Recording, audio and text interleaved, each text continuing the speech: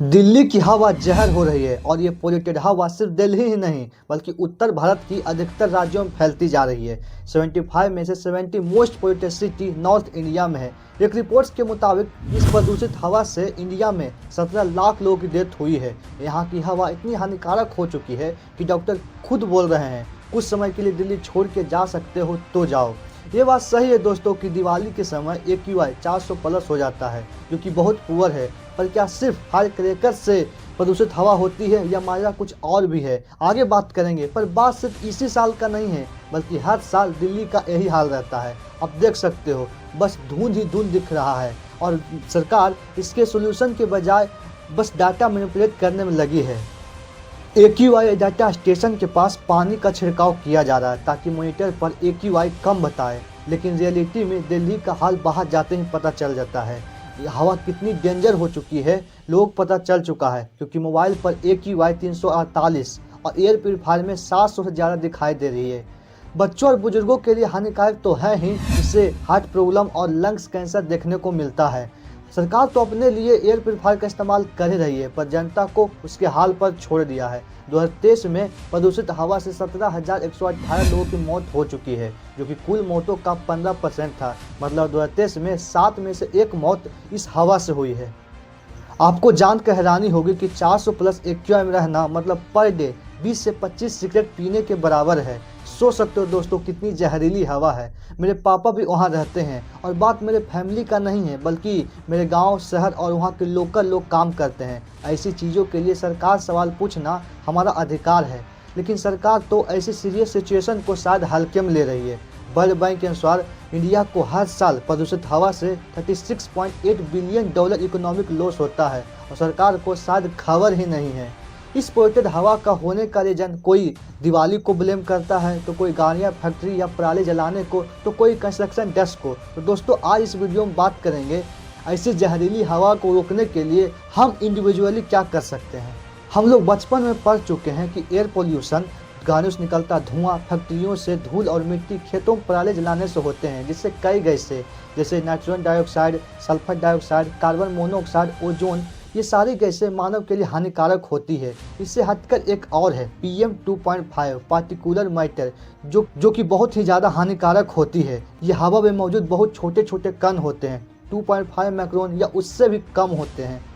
इतने छोटे कण होते हैं कि हमारे फेफड़े में जाकर नुकसान पहुंचा सकते हैं। हवा में मौजूद हमारे ऑक्सीजन की मूवमेंट को रोक सकता है।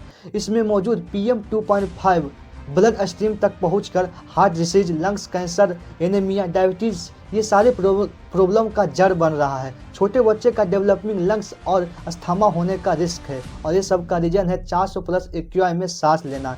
इनफैक्ट WHO के मानक के अनुसार PM 2.5 15 माइक्रोग्राम प्रति मीटर क्यूब को गुड माना जाता है। वही इंडिया गाइडलाइन के अनुसार 60 माइक्रोग्राम प्रति मीटर को, मतलब WHO से सीधे 4 गुना ज़्यादा। दिल्ली की AQI मीटर को देखिए, कुछ दिन पहले PM 2.5 2000 माइक्रोग्राम प्रति मीटर दिखा रहा था। मतलब पॉइजन से भरी हवा में लोग सांस ले रहे हैं। न सिर्फ बच्चे और बूढ़े बल्कि हर एज के लोगों को डैमेज पहुंचा सकता है। तो हम लोग भी क्या कर सकते हैं। इंडिया की गाइडलाइंस यही दिखाती है कि अगर आप AQI 100 से 200 में सांस ले रहे हो तो आपकी सेहत पर ज़्यादा कुछ नुकसान नहीं होगा।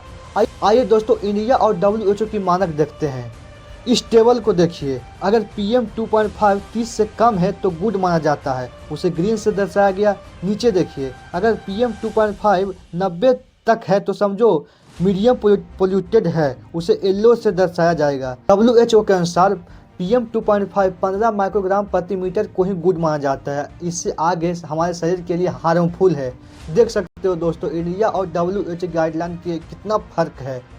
फिर भी सत्ता में बैठे सरकार को प्रॉब्लम नहीं लगती, लगेगी भी कैसे, क्योंकि उनका खुद का परिवार सुरक्षित जो है और बाकी लोगों के लिए उन्हें रात्रि भर भी चिंता नहीं होगी। जब भारत की एयर पोल्यूशन की बात करते हैं तो नॉर्थ इंडिया और साउथ इंडिया की हवा में फर्क दिखता है। हालांकि साउथ इंडिया की अपेक्षा नॉर्थ इंडिया में ज़्यादा गंदी हवा बहती है। ऐसा क्यों होता है? नॉर्थ इंडिया की AQI क्यों बढ़ा रहता है? इसका मेन रीजन है भारत की ज्योग्राफी। नॉर्थ इंडिया के वायुमंडल में थर्मल इन्वर्जन देखने को मिलता है, मतलब रात में ज़मीन ठंडी हो जाती है और उसके साथ नीचे की हवा भी ठंडी और भारी हो जाती है और ऊपर की हवा उतनी जल्दी ठंडी नहीं हो पाती, इसलिए वो गर्म रह जाती है। अब नीचे की हवा ऊपर नहीं जा पाती और ऊपर की हवा नीचे नहीं आ पाती, यानी हवा का मिलना रुक जाता है। परिणाम गाड़ियां और फैक्ट्रियों के धुएं का सारा प्रदूषण नीचे फंस जाता है और पूरे शहर में फैल जाता है गहरा स्मॉग। और दूसरा रीजन है हिमालय, जो कि नेचुरल वैली का काम करती है। नॉर्थ इंडिया से बहने वाली हवा पहाड़ी से रुक जाती है और वहीं फंस जाती है। यही रीज़न है कि साउथ इंडिया की अपेक्षा नॉर्थ इंडिया में ज़्यादा एक्यूआई रहता है और साउथ इंडिया में ना ज़्यादा सर्दियाँ पड़ती है और ना ही जोग्राफिकल रीजन है। इसी कारण वहाँ थर्मल इन्वर्जन भी नहीं होता है। दिल्ली की एयर पोल्यूशन की बात करते हैं तो सबसे पहला रीजन आता है व्हीकल, जो कि दिल्ली की प्रदूषण का 50% हिस्सा है। इससे न जाने कितनी गैसें उत्पन्न होती है। इससे एटमॉस्फेयर हानिकारक होता है। अगर दिल्ली से इन गाड़ियों को हटा दे तो 50% प्रॉब्लम सोल्व हो जाएगी। और दूसरा रीजन है डस्ट, कच्ची सड़क या जगह जगह पर गड्ढे होना। गाड़ियां या कार गुजरती है तो उसके पीछे से डस्ट उड़ने लगता है। इन जैसी चीज़ों के लिए सरकार एक्शन लेना जरूरी नहीं समझता, बस ब्लेम गेम खेलती है। और निर्माण काम के बाद रोड्स पर गिरी हुई मिट्टी गाड़ियों के चलने पर बार बार ऊपर उड़ जाती है। ये दिल्ली के पॉल्यूशन का लगभग 20 से 30% तक का हिस्सा होता है। और गवर्नमेंट रूल तब बनाती है जब एक्यूआई 400 से प्लस हो जाता है।